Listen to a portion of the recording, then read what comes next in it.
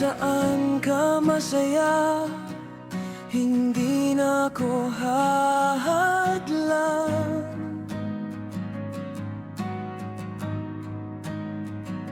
Pagod na rin ang pusong laging naghihintay.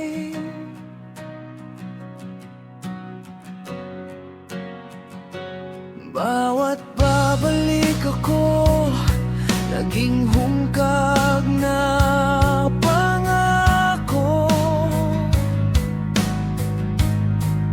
hanggang sa natutunan kong bitawan ka rin. Hindi dahil kulang ang pagmamahal, kundi dahil ako nang nauubos. Kung may tahanan ka ng iba, hindi na kita pipilitin pa. Dun ka na kung saan ka masaya,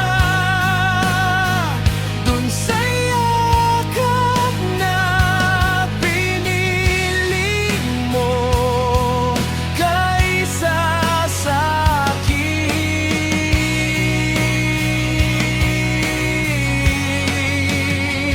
Dun ka na, huwag ka nang lilingon. Ako na lang ang magdadala ng sakit na to.